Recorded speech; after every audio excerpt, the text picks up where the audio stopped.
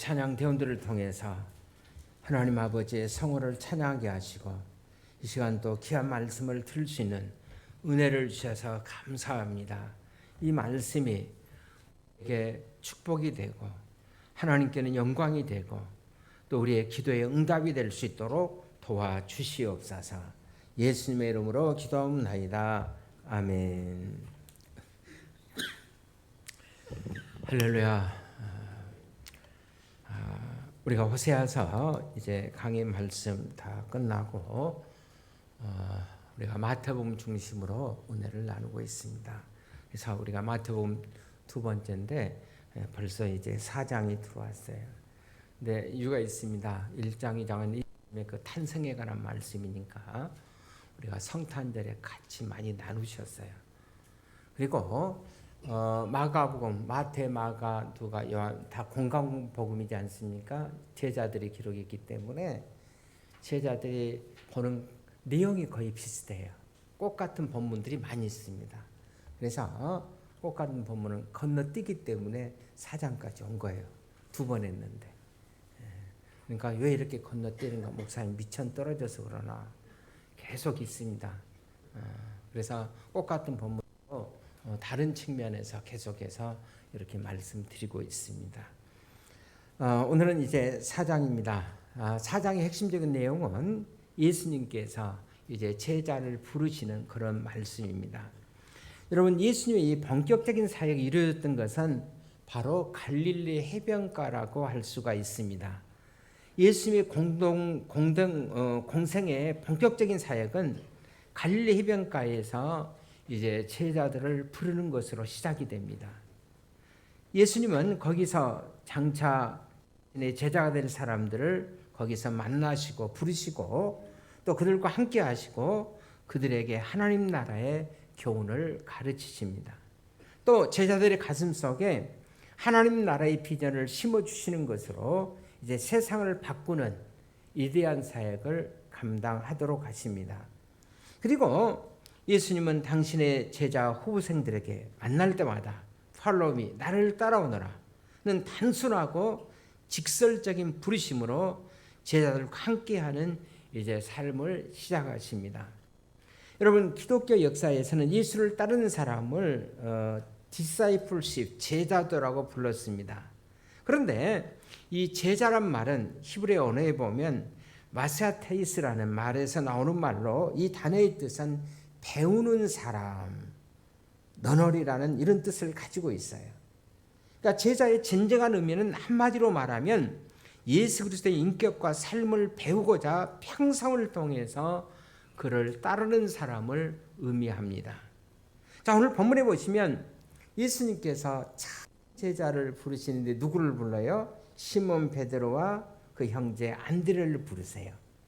그리고 이어서 두 번째 야고보와 역시 그의 형제 요한을 예수님께서 부르시는 장면을 볼 수가 있습니다. 자, 오늘 본문은 예수님과 또 본문이 언급하는 몇몇 제자들과 의미 있는 만남, 그리고 이제 예수님의 부르심으로 시작이 됩니다. 자, 예수님께서 어부였던 그들을 만나주시고 제자들로 불러주셨던 그 아름다운 장소가 어디죠? 갈릴리였어요. 여러분, 갈릴리는 여러 가지 명칭을 가지고 있습니다. 그래서 갈릴리 호수의 가장 보편적인 명칭은 히브리어로 기네사렛. 그래서 여러분들이 화면에 보이신 대로 하프 모양, 우리 기타 말고 하프 모양을 가지고 있다고 해서 기네사렛 하프라 이렇게 부르기도 합니다. 혹은 게네사렛, 혹은 디베리아, 또 여러 명칭으로 이제 갈릴리 호수를 부르기도 하는데요. 이 갈릴리 호수의 길이가 21km, 폭이 13km, 그 다음에 둘레가 55km, 수심이 20에서 약 한 40km에 해당된다고 합니다. 그래서 호수라고 불리기에는 너무 크죠. 그래서 이스라엘 백성들은 영어로 Sea of Galilee, 다시 말하면 갈릴리 바다다. 호수라고 부르기는 너무 커서 갈릴리 바다라고 부릅니다. 자, 이 갈릴리 바다 하면 제가 성지순례 할 때 갔을 때 보니까 갈릴리 바다 그 해변가에서 이제 고기를 구워 먹는데 그 붕어, 큰 붕어 그 정도. 오늘 일을 배울 때도 잠깐 얘기했는데 제가 잊어버렸는데, 집 나갔던 며느리가 가을에 그거 냄새 맡고 구면 돌아온다는 그거 있죠. 홍어가 아니라 전어. 죄송합니다. 전어 그 구면은 아주 그 맛있잖아요. 꼭 그렇게 돼 있어요. 그보다 약간 더 큰데 그걸 구워주는데 저는 좀 입맛이 좀 안 맞더라고요. 그래서 일명 그 고기 이름이 뭐라고 부르냐면 베드로 고기라고 그래요. 베드로가 거기에서 어부 생활을 했기 때문에. 하여튼 우리가 자주 부르는 이 갈릴리 바다 숲속에서, 여러분 그 찬양 유명하기도 하죠. 저희 집사람이 가끔 찬양하면 한번 부르래요. 그래서 우리 같이 한번 찬양하도록 하겠습니다. 갈릴리 바다에서 제가 마누라 얘기를 잘 들어요. 박수 쳐도 괜찮습니다.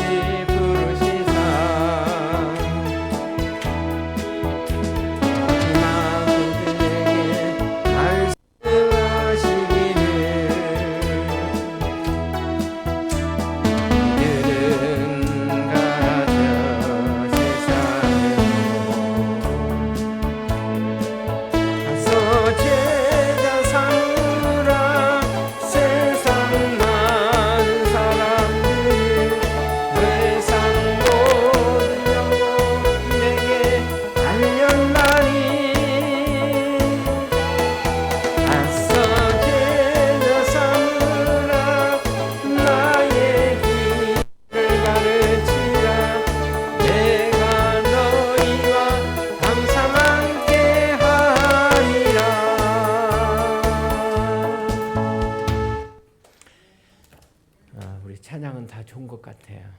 자, 예수님께서 이 갈릴리, 다시 말하면 호수에서 이제 예수님께서 베드로를 의시한 제자들을 이제 부르십니다. 여러분, 모든 만남, 모든 부르심은 저마다 의미가 있고 소중한 것이지만은 이 갈릴리 해변가에서 예수님과 어부들의 만남은 저는 특별한 의미가 있었다고 생각합니다.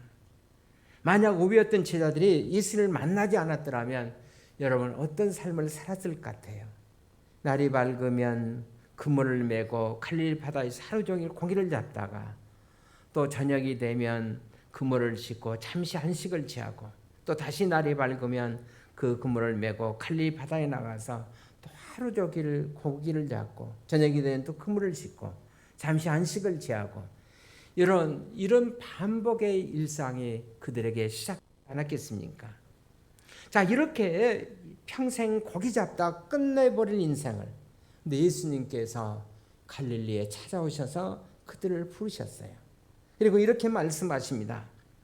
그대들이 고기 잡는 것도 귀한 일이지만은 그대들은 고기만 낚는 사람이 아니라 그대들에게 사람을 낚는, 다시 말하면 하나님 나라의 복음을 전해야 하며 사람들을 하나님 나라의 사람으로 만들어야 한다. 여러분, 이런 엄청난 미션이 그들의 이제 인생을 바꿔왔던 것입니다.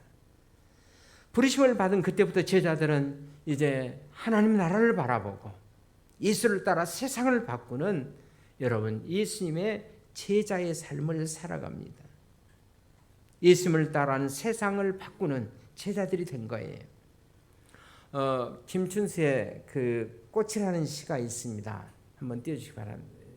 꽃이라는 시가 있는데, 자, 내가 그의 이름을 불러주기 전에는 그는 다만 하나의 몸짓에 지나지 않았다. 내가 그의 이름을 불러주었을 때 그는 내게 나와서 꽃이 되었다. 참 좋은 시죠. 또 어떤 유명한 목사님이 또 이렇게 시를 썼어요. 하늘의 핀 꽃을 피우리라 하고 마음의 핀 꽃은 사랑이라 한다. 그 목사님이 김상현 목사입니다. 그렇습니다. 여러분, 이 갈릴리 단순하고 우직한 삶을 살던 어부들, 그러나 나사렛 사람 예수님이 그들의 이름을 부르는 그 순간 그들은 하나님 나라의 꽃이 되고 어둠을 밝히는 세상의 빛이 되었던 것입니다. 그런데 중요한 것은 여러분, 예수님이 제자들 향한 부르심의 소명은 아직도 끝나지 않았어요. 1세기에 오늘 본문에 나오는 시몬과 안데를 부르시고 야고보와 요한을 부르시던 주님은 오늘 여전히 서울에서, 그리고 이 강진구에서, 또 목장교에서 여러분과 저를 당신의 제자 삼기 위해서 지금 베드로야 안드레야 그렇게 부르시던 주님이 여러분들을 지금 부르시고 계십니다. 오늘 우리가 갈릴리 해변이 아닌 서울과 광진구가 또 아파트 정글에서 21세기를 살고 있는 자, 여러분들의 예수님의 제자로 부르심을 받았다는 것, 여러분 그 의미가 도대체 뭡니까? 여러분, 예수님의 제자도의 여러분 핵심이 뭡니까? 첫째로 예수님의 제자들은 먼저 공동체로부터 출발합니다.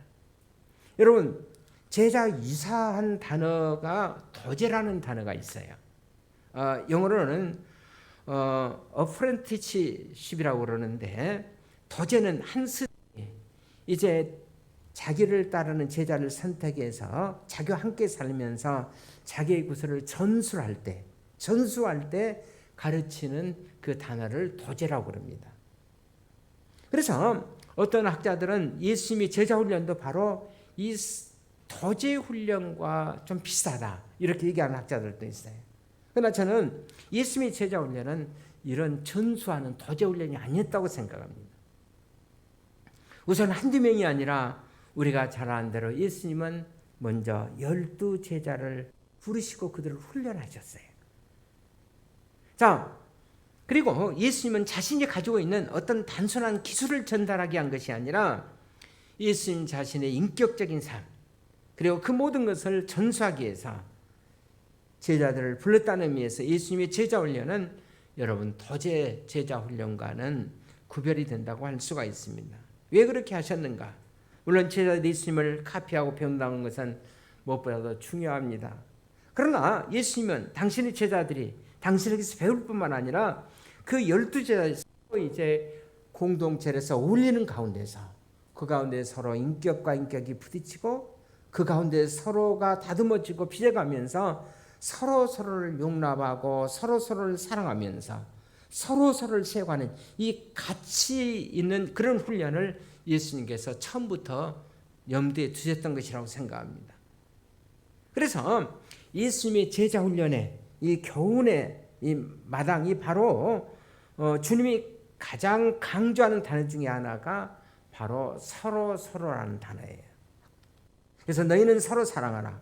이로써 모든 사람이 너희가 내 제자인 줄을 알리라 그랬어요.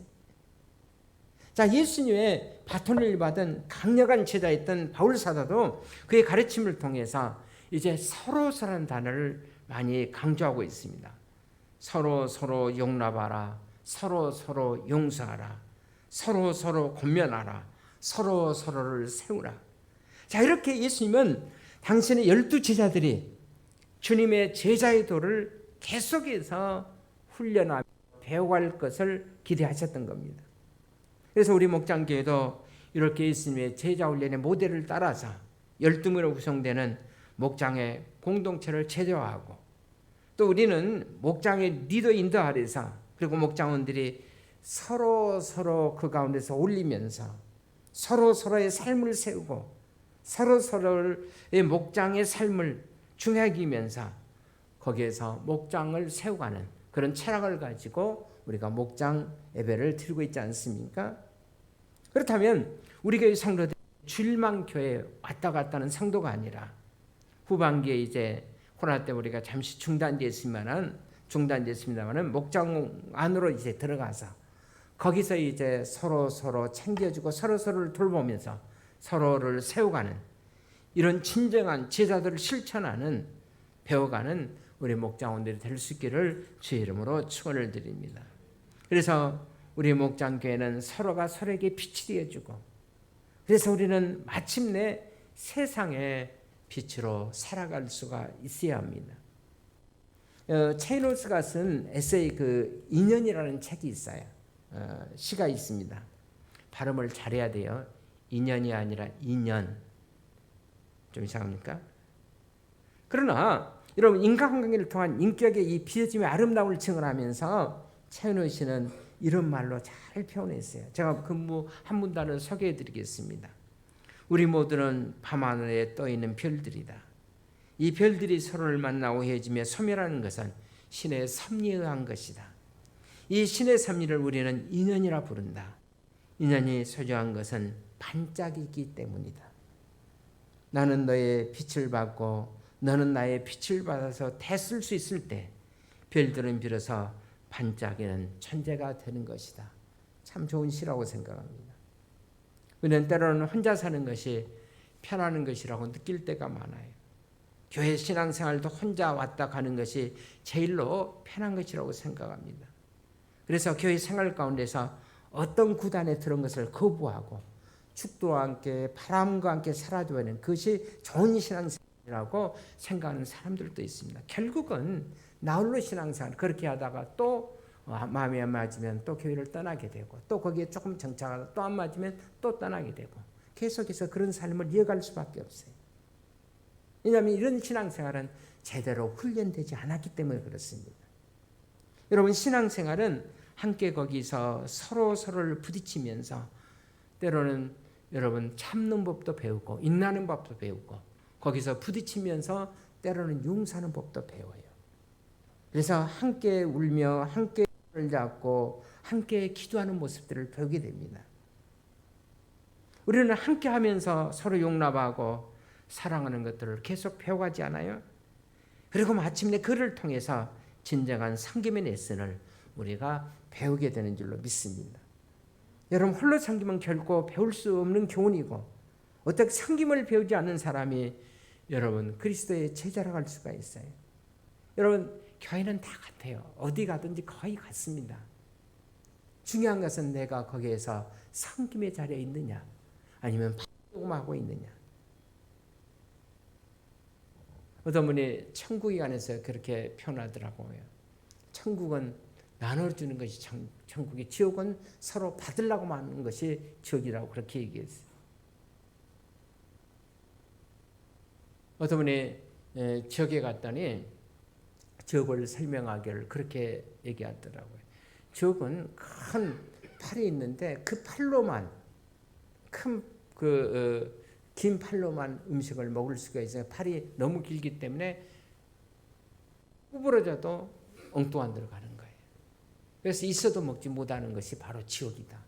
그런데 천국은 똑같은 긴 팔이지만은 서로 섬겨주니까 서로 형님 먼저 먹여주고 또 아우 먼저 먹여주고, 그것이 천국이다. 그렇게 생각해요. 여러분, 천국과 지옥은 다른 사람이 만드는 것이 아니라 내가 믿음으로 만들어가는 거예요. 가장 큰 행복은 대접받는 것이 아니라 나눠주고 섬겨줄 때, 그때 가장 흐뭇하잖아요. 그렇다면 여러분, 올해도 코로나 핑계로 우리가 목장 없이 또 한 2, 3년 동안 우리가 지내왔습니다. 그러나 이제는 우리가 셀 목장으로 후반기에 제대로 들어가서 정말 서로를 섬겨주고 내 중요한 문제도 기도하지만 이웃을 위해서 기도해주는, 그래서 진정한 제자훈련 속에 들어가는 우리 성도님이 될 수 있기를 주의 이름으로 축원을 드립니다. 그래서 예수님의 첫 번째 제자도는 공동체 훈련이에요. 그 다음에 두 번째로 예수님의 제자도의 본질은 영혼 구원에 있습니다. 자, 오늘 본문 19절을 같이 한번 보실까요? 시작. 말씀하시되 나를 따라오라. 내가 너희로 사람을 낚는 어부가 되게 하리라. 자, 여기에는 이 말씀을 다시 한번 보십시오. 자, 명령은 뭡니까? 나를 따라오라. 그 다음에 나를 따라오면 약속이 뭐예요? 사람을 낚는 어부가 되게 해주겠다. 자, 여러분이 정말 예수를 만나 정말 예수님을 따라오고 있다면 그 예수님을 따르는 결과로 예수님이 약속하시는 지금쯤은 뭐가 돼 있어야 돼? 사람을 낚는 어부가 돼 있어야 돼. 우리가 그 VIP 작정합시다. 정말 이분이 구원받았으면 좋겠습니다 해도 절대로 작정 안 하는 사람이 있어요. 저도 작정했는데 안 써졌더라고요. 절대로 안 합니다. 또 우리 작정된 그러면 VIP들을 놓고라도 우리가 같이 기도하십시다. 절대 안 합니다. 말로는 하지만은 절대 안 해요. 우리가 그런 분들은 여러분 그리스도의 제자라고 할 수가 없어요. 우리가 작정했으면 내가 작정 못했더라도 작정 분들이 하나님의 자녀가 되도록 계속해서 우리가 그분들을 붙잡고 기도해 드려야 합니다. 그분들의 이름이 하늘나라의 생명록에 기록될 수 있도록 말입니다. 사람을 낚는 어부, 쉽게 말하면 뭐가 되라는 거예요? 전도자가 되라는 거예요. 물론 우리 가운데는 특별한 은사를 받아서 전도를 잘하는 전자들이 있어요. 우리 청해 보니까 김정일 목사님이라는 분이 계시는데 그분은 피켓 전도를 잘해요. 전교인들이 피켓 전도하는데 피켓 여러분들 알죠? 1인 시위하는 것처럼 딱 목에다 걸고 예수 천당도 쓰기도 하고 예수 안에 구원이 있습니다. 예수를 믿으면 영생을 얻습니다. 그런 거 딱 하고 출퇴근 시간에. 근데 많은 기적이 일어난다. 어떤 분들이 너무 수고한다고. 비 오는 날도 우산, 큰 우산을 받치고 하니까 전도는 저렇게 하는 거예요. 감동을 받고 오히려 일해 주고 기도해 주는 분들. 또 전도금도 갖다가 더 열심히 하시라고. 그래서 또 전도하라고 이렇게 거기서 전도하면서 나눠주기도 하니까 뭐 물품을 또 갖다 싸놨는데 정말 어마어마하게 많이 싸놓기도 하고 또 온라인으로 통장으로 전도한 데 쓰시라고 보내주기도 하고. 우리 교회도 좀 전도 한번 시도해 봤으면 좋겠어요. 성경은 이 전도자라는 말을 넓은 의미로 사용하고 있는데 저는 우리 모두가 다 전도자가 돼야 된다고 생각합니다. 예수를 알지 못하고 하나님을 만나지 못하는 사람들에게 하나님의 복음을 전하면서 예수의 사람, 하나님의 사람 되게 하는 일, 우리가 이런 사람을 가르쳐서 오늘 예수님께서 말씀하신 대로 뭐예요? 사람을 낚는 어부입니다. 그렇다면 여러분 예수님이 이 땅에서 남기고 간 마지막 유언의 메시지가 뭔지 아세요? 너희들은 나가야 한다. 가야 한다. 가서 모든 족속 모든 민족에게 복음을 전해서 그들을 다 나의 제자로 삼아야 한다. 이것이 바로 전도의 미션이라고 할 수 있어요. 우리가 이걸 가르쳐서 커미션, 그레이트 커미션, 다시 말하면 주님의 지상의 가장 중요한 명령. 그래서 그리스도의 지상명령이라고 부릅니다. 바울 사도는 이제 자기의 삶이 얼마 남지 않은 것을 알고 자기의 제자였던 디모데에게 이런 유언의 메시지를 남겨요. 디모데 4장 5절을 같이 봅시다. 시작. 그러나 너는 모든 일에 신종하여 고난을 받으며 전도의 일을 하며 내 직무를 다하라. 그랬어요. 너는 전도의 일을 하며 내게 맡겨진 직무를 다하라. 그것이 바울 사도의 마지막 유언의 디모데에게 주셨던 말씀입니다. 우리가 예수를 만나 예수를 따르는 제자의 삶을 정말 살기를 원한다면 나의 영향을 받아 예수 믿고 예수를 따르는 사람들이 반드시 내 삶에서 일어나야 되지 않겠어요? 여러분 한번 생각해 보십시오. 지금까지 여러분들이 예수 믿으면서 얼마나 많은 사람들을 전도했는가. 아니면 나 때문에 교인들이 다 떠나버린 것은 아닌지. 아니면 내가 나 때문에 정말 한 사람을 전도해서 예수 믿고 하나님의 자녀가 되어 있는지. 또 여러분들이 목장교회 신앙생활 하면서 얼마만큼 여러분들이 이웃을 전도했는지. 어떤 분은 그렇게 말씀하면 돼. 전도 못하면 하나님의 백성이 아니다. 그렇게 얘기한 분도 있어요. 그랬더니 어떤 분이 반론하기를 그러면 전도 못하고 죽었던 십자가상의 강도는 어떻게 되는 겁니까? 또 그런 논리는 또 잘하더라고요. 근데 저는 그렇게 생각합니다. 그분은 간접 전도를 많이 했어요. 모든 사람들이 회개하고 죽는 순간에도 회개하기만 하면 하나님의 자녀가 될 수 있구나. 그래서 얼마나 많은 사람들이 거기에 희망을 걸고 늦게라도 예수 믿고 하나님의 자녀가 되지 않습니까? 나 때문에 사람들이 그리스도 예수를 믿고 예수를 따르는 사람들이 반드시 우리의 삶을 통해 일어나야 되지 않겠어요? 이것이 바로 제자훈련의 궁극적인 내가 하나님 백성인가 아닌가를 테스트할 수 있는 가장 중요한 저는 방법이라고 생각합니다. 그렇습니다. 예수님의 제자훈련의 가장 궁극적인 목적은 뭐예요? 영혼 구원에 있어요. 사람들이 자신들이 예수의 제자라고 고백하면서 자신의 믿음의 영향을 받아서 구원받는 사람들이 전혀 일어날 것이 없다면 내가 처음부터 예수의 제자인가를 내가 다시 한번 심각하게 저는 검토해 봐야 된다고 생각합니다. 우리 교회는 1년에 한두 번 이제 열심히 성도님들이 VIP 전도를 하죠. 4월과 그 다음에 11월에 우리가 지금까지 코로나 때문에 한 2, 3년 쉬었습니다만은 전도 축제를 가지고 있습니다. 여러분 전도는 그때만 하는 것이 아니에요. 그때만 추수하는 것이 아닙니다. 추수하기 위해서는 지금부터 땀을 흘리면서 우리가 VIP들을 마음속에 작정하셔야 돼요. 그리고 날마다 그 사람들을 위해서 기도하셔야 됩니다. 저는 시골에 자랐기 때문에 이 농사 지을 때 보면 좋은 씨를 준비해서 이제 겨울이 조금 지나고 나면 봄이 다가오면서 씨를 뿌리고 열심히 열매 맺기 위해서 어떻습니까? 열매를 거두기 위해서 이 더운 여름에도 계속해서 옛날에 수고했어요. 김을 매주고 땀을 내서 수고하고 그리고 나서 가을에 보면 풍성한 수확 열매를 거두더라고요. 저는 전도도 마찬가지라고 생각합니다. 그냥 하나님 보내서 이거 아니에요. 내가 씨를 뿌리고 정말 땀 흘리는 수고가 있어야 돼. 이른 봄에 씨를 뿌리고 농부가 한여름에 더워도 계속해서 여러분 김을 메고 수고하는 것처럼 우리 전도도 그런 수고가 있어야 되는 겁니다. 그때 우리에게 기적 나요. 수고하지 않고 하나님 붕축해 해주세요. 내가 붕을 위해서 기도하고 있습니다. 그거는 그런 전도는 전도가 아니에요. 우리가 때로는 함께 모여서 전도 전략을 세우고 누군가 전도 대상을 전했다면 함께 더불어 이제 우리가 목장을 통해서 같이 기도하고 분담하고 나누고 어떻게 전도할 것인가를 늘어갈 수 있다면 여러분 좋은 저는 전도의 결과가 있으라고 믿습니다. 우리가 이제 지난번에 전도 훈련했잖아요. 했으니까 이제 아마 금주에 여러분들에게 팀을 만들어서 또 우리 명함 카드식 전도 이제 우리가 이렇게 하게 될 겁니다. 그래서 바쁜 분들보다도 바쁜 분들은 그냥 명함만 나눠주면 되고 잘 소개해서 나눠주면 되고 조금 이렇게 문자를 좀 잘할 수 있는 분은 답장에 대해서 명함에 다시 이름이 올라올 때 딱 거기에 답장 이렇게 문자 보내주시고 또 소개해주고 그 역할만 하면 돼.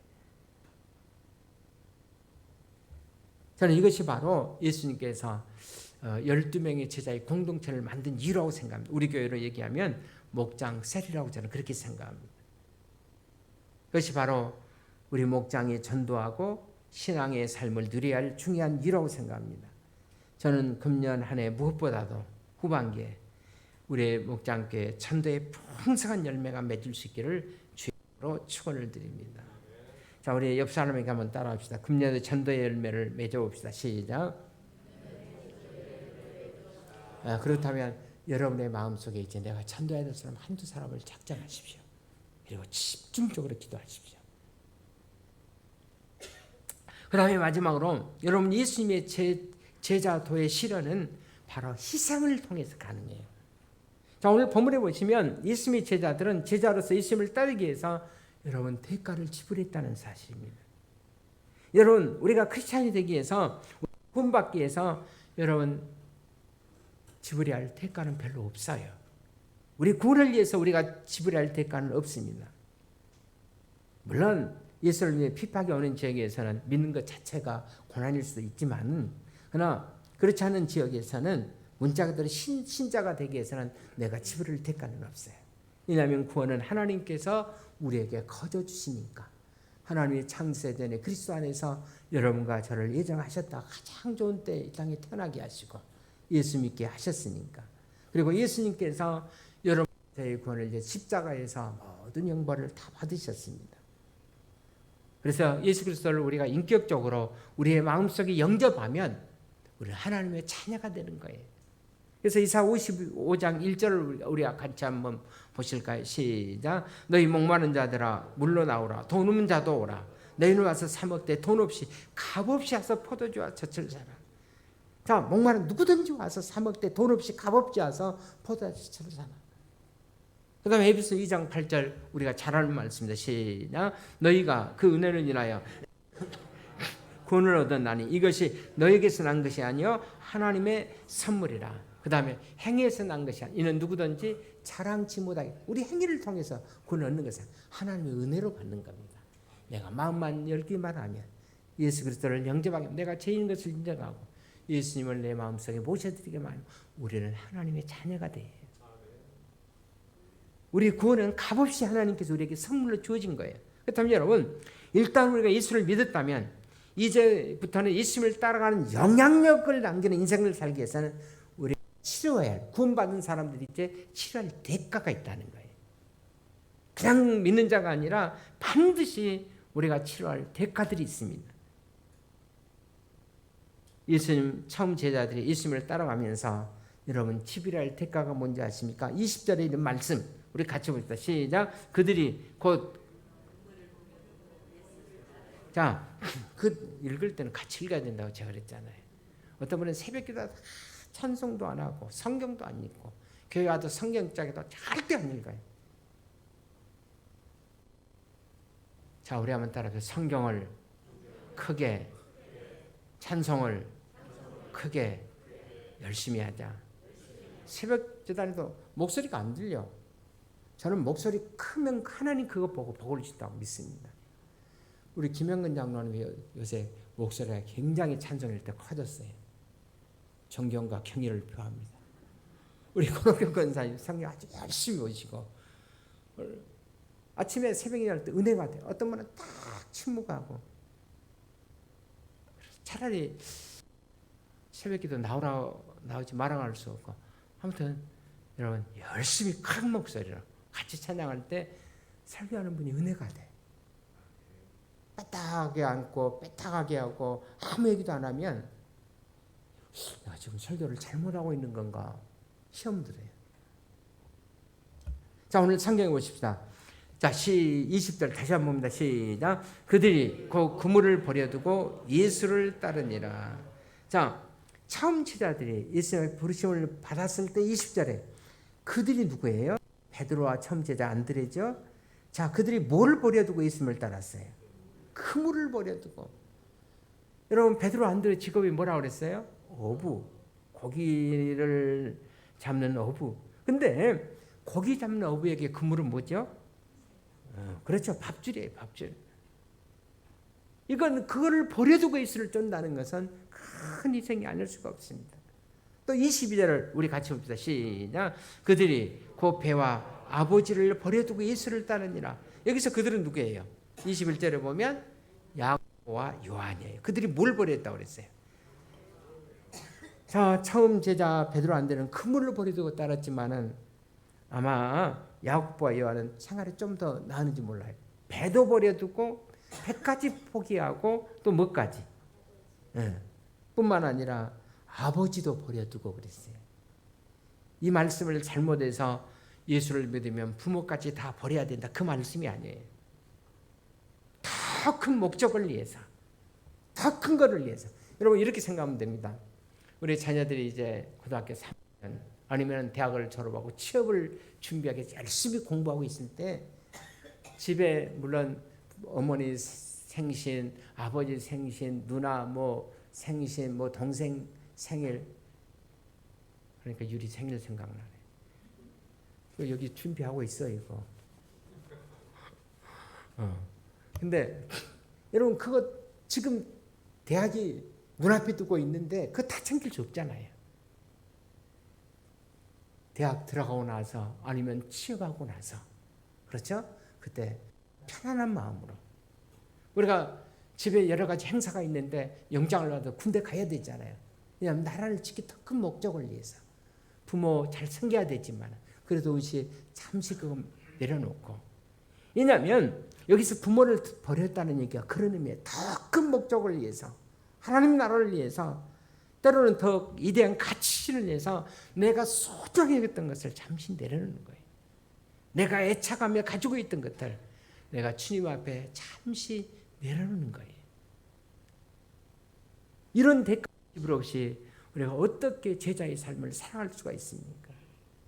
저는 늘 감사한 것은 그래도 우리 목장교회 저를 담임 목사로 불러주셨기 때문에, 또 여러분들이 뭐 이해하셨던 사례를 주셨기 때문에, 그래서 내가 사례받는 목사, 그래서 너무 감사하고 성도들이 또 열심히 직장생활에 감사하고, 그래서 저는 12시간에 거의 자본 적이 없어요. 거의 교회를 떠나본 적이 없어요. 왜냐하면 제가 갔더라도 다시 교회로 돌아오고, 어디를 가더라도 집에 먼저 가는 것이 아니라 저는 교회로 와서 그 다음에 하나님 앞에 또 기도하고, 사실은 어쩌다 새벽 1시, 거의 제가 자는 시간이 1시, 2시거든요. 어떨 때는 정말 하루 종일 너무 피곤할 때가 많아요. 그럼 잠깐 물론 책상에 앉아서 잠깐 눈을 붙이기는 합니다. 앉아서 팔짱을 끼고 잠깐 한 20분 정도. 그러면 또 저희 아마 수명교 목사는 그냥 서서히 잠든 것이 팍 들었다가 탁 이렇게 떨어지는 것 같아요. 그래서 잠깐 어떨 때는 2시간, 3시간 자고도 어떨 때는 꼬박 날 새고도 하루 종일 일할 때가 있어요. 그래서 제가 꼭 전에 옵니다. 졸면서라도 와요. 그리고 기도하고. 왜냐하면 우리 성도님들이 저를 위해서 기도해 줬고 또 사례를 통해서 생활하도록 해주셨고, 그래서 감사해서, 그리고 또 목사로 부르셨기 때문에 제가 할 수 있는 베스트를 다 하려고 노력을 합니다. 그런데 아직도 물론 부족한 건 많죠. 마찬가지입니다. 여러분, 이번에 이제 우리 여름 성야학교도 있고 순회도 있는데, 여러분 우리가 개인적으로 봉사하려면은 우리가 좀 재정적으로 많이 들죠. 그러나 여러분들이 작게라도 다 함께 할 수 있는, 서로 함께 돌보고, 또 수고하는 교사 선생님들을 이제 식사라도 서로 함께 대접하고, 우리가 개인적으로 하는 것보다는 같이 모여서 공동체를 할 때 우리가 더 힘이 되고 위로가 되는 줄로 믿습니다. 그래서 오늘 성경에 보면 처음 제자들은 그물도 버려두고 배도 버려두고 잘 섬겨한 부모님도 잠시 웨이트하고 버려두고 예수를 따랐다고 그랬어요.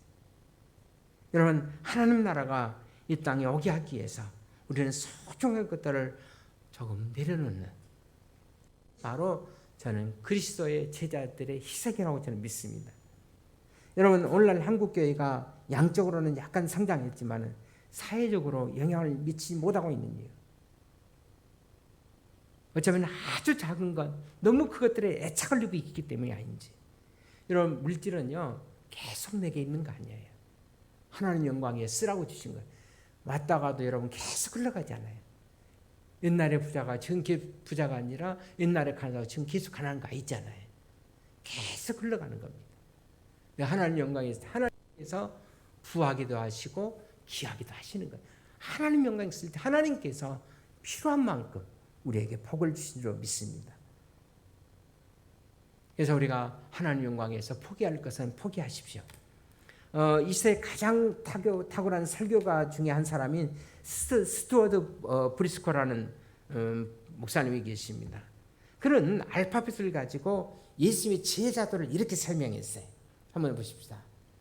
제자도를 이렇게 설명했는데, 시자 중에서 제일로 중요한 단어가 뭐냐 찾아보니 뭔 것 같아? 크리스찬. 그 다음에 시 다음에 뭐가 나오지? 시. D가 나오는데 D자라는 단어 중에서 제일로 중요한 단어가 뭐냐 찾아봤더니 뭐예요? disciple, 제자라는 단어예요. 정말 내가 예수를 믿는 크리스찬이 되었다면 그 다음에 반드시 제대로 예수님을 따라하는 제자가 돼야 된다는 거예요. 그런데 내가 예수님을 따라하는 진정한 제자가 되려면 크리스찬을 시작하는 3개 시를 통과해야 된다. 그렇게 얘기했어요. 그러면서 그는 이 3개의 시의 단어를 이렇게 정리했어요. 처음에는 curiosity, 호기심이라는 단어입니다. 두 번째는 conviction, 확신이라는 단어입니다. 그 다음에 세 번째는 commitment, 희생이라는 단어예요. 여러분, 제자의 길은 처음에는 뭐로 시작해요? 호기심으로 시작해요. 막연한 호기심, 거라는 호기심부터 이제 제자의 삶이 시작이 되는 거예요. 그런데 많은 사람들이 이제 호기심의 차원에서 끝나버려요. 진정한 제자가 되려면 호기심을 이제 넘어서야 돼요. 호기심이 뭡니까? 컨빅션. 예수님이 이제 내 소망이시다. 예수님만이 나의 구원자이시다. 그리스도만이 이 땅에 진정한 내게 행복을 주실 수가 있다. 따라서 나는 그리스도를 전하는 일에 내 인생을 걸만하다. 이런 확신이 없이는 아무도 그리스도의 제자가 될 수가 없다는 것입니다. 그러나 확신을 갖고도 제대로 제자의 사역을 감당하지 못하는 사람들이 얼마나 많은지 몰라요. 그래서 이제 세 번째는 커미트멘트, 다시 말하면 희생적인 결단이 필요하다는 거예요. 이제 정말 복음을 위해서, 하나님 나라를 위해서 사랑하는 이웃들에게 진정한 하나님 나라를 선물로 주기 위해서 내가 소중히 여기는 것을 잠깐 하나님 앞에 가감하게 내려놓는 결단. 이런 결단이 없이는, 이런 희생이 없이는 내가 그리스도의 제자가 될 수 없다는 거예요. 독일의 나치와 대결하면서 제자의 삶을 살았던 보네프 목사, 물론 신학적인 문제는 약간 있습니다. 우리 교회도 다르지만은 당시에 그리스도인을 바라보면서 나치 세력에 무력하게 넘어져 가 있는 그 당시에 영향을 끼치지 못하는 교회들을 향해서 가슴 아파하면서 도대체 그리스도인들이 세상에 그리스도의 영향을 미치지 못하는 이유가 뭔가? 그는 한마디로 이렇게 정리했습니다. 우리 화면에 나와 있는 대로 오늘날 그리스도인들이 너무 싸구려 은혜, 치프 그레이스, 너무 싸구려 은혜에 매있기 때문이다. 여러분, 싸구려 은혜가 뭡니까? 우리가 예수 그리스도를 구세주라는 사실을 발견하고 예수님을 나의 구세주로 영접했어요. 결과 우리가 죄 용서를 선물로 받았습니다. 구원받아 하나님의 자녀가 됐어요. 얼마나 감사한 일이에요. 그래서 나를 구원하신 하나님을 찬송하고 감사를 드립니다. 그런데 구원하고 감사하고 기뻐하는 거기서 한 걸음도 더 나가지 않고 더 이상 내게 오는 어떤 희생도 거부하는 것. 이것이 바로 치프 그레이스, 싸구려 은혜 속에 사로잡혀 있는 그리스도의 모습이라고 그렇게 말했습니다. 예수님은 나를 구원해서 어떤 대가를 지불하셨는가?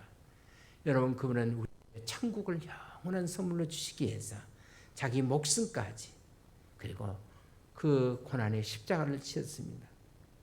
우리를 고난의 세상에 그리스도를 바라보면서 그 그리스도가 이 세상에 피사한 사실을 정말로 내가 믿는다면 여러분 어떻게 해야 됩니까? 이제 우리도 주님처럼 주님이 내게 주신 십자가를 지고 주님을 따를 수 있는 일, 이것을 우리가 호스틸리 그레이스라고 그러죠. 값비싼 은혜라고 말합니다. 그때 우리는 비로소 세상에 변화된 삶을 살아가게 되는 거예요.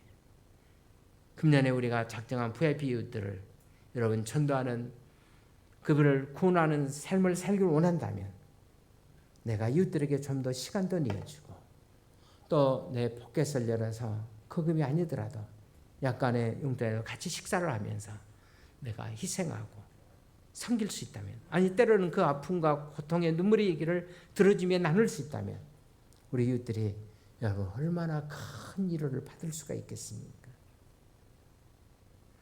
제가 사무실에 보면 어떤 분이 가끔 새벽 12시 넘어지면 전화 한 분 있어요. 목사님, 제가 전화를 받습니다. 그래서 12시가 넘었어요. 어떤 분은 11시쯤 전화 온 분도 있고, 남자도 전화 오시고 여자분도 전화 오시는데 왜냐하면 목사님 너무 답답해서 제가 전화했습니다. 그래서 얘기하십시오. 근데 어떨 때는 30분, 1시간 될 때가 많아요. 근데 내가 대답만 네 그렇습니까? 힘들었겠습니다. 네. 그냥 끝나고 나서 목사님 얘기만 들어도 마음이 풀린 것 같습니다. 그런 분들이 많아요. 얘기만 들어줘도 마음이 풀린 것 같아요. 그래서 또 낮에도 전화문도 있고 그래서 제가 거의 교회를 떠나지 않는 이유가 바로 거기에 있어요. 왜냐하면 상담 전화가 사실은 일주일에 서너 통씩 한 4통, 5통씩 걸려오거든. 그러면 받아주기만 해도 위로가 되고 그리고 아픔과 고통을 나눠줄 수 있다면 이런 우리의 믿음의 선배들은 복음 전하기 위해서 자신들을 어떻습니까? 희생했던 사람들이에요. 문제는 우리가 어느 정도의 희생이 있더라도 이웃들에게 진지하게 관심을 갖고 여러분 귀를 기울여주고 그들의 손을 잡고 함부로 기도하면서 그들에게 하나님 나라의 복음을 들려줄 수만 있다면 여러분 세상은 얼마나 변화될 수가 있겠습니까? 오늘 설교를 마치면서 김춘추의 제 꽃을 다시 한번 시의 마지막 문단으로 나오는 얘기인데 한번 같이 보고자 합니다. 누가 나의 이름을 불러도 그에게로 가서 나도 그의 꽃이 되고 싶다. 우리는 모두 무엇이 되고 싶다. 너는 나에게 나는 너에게 잊혀지지 않는 의미가 되고 싶다. 여러분 어디서 많이 봤던 글이죠. 제가 금주에 어제 문자로 보냈던 요약에서 문자로 보냈던 내용입니다. 그렇습니다. 우리 주님이 지금도 여러분과 저의 이름을 베드로야 안드레야 이렇게 부르시던 주님께서 여러분과 저의 이름을 이렇게 부르십니다. 우리가 결코 잊지 않은 하나의 의미 있는 인생을 살기 위해서 그냥 구원받고 여기서 끝나버린 인생이 아니라 의미는 흔적, 의미는 삶을 남기기 위해서 그렇습니다. 우리 인생은 그냥 살다 가는 것이 아니에요. 오래만 살았다 그것을 잘한 것이 아니라 걸어가는 흔적, 의미 있는 흔적, 그 흔적을 남기기 위해서 인생을 의미 있는 인생을 살아가는 여러분과 제가 될 수 있기를 바라고 그 삶을 위해서 지금 예수님께서 오늘 갈릴리 해변까지 제자들을 부르시며 속삭이던 그 주님께서 아파트 정글에 살고 있는 여러분과 저에게 찾아오면서 지금 나를 따라오느라 그렇게 부르시고 있습니다. 이제 우리도 예수 안에서 서로 이름을 부르면서 서로가 서로에게 축복이 되어지는 인생을 살아갈 수 있기를 주의 이름으로 축원을 드립니다. 기도하겠습니다. 하나님 아버지 은혜를 감사합니다. 주님이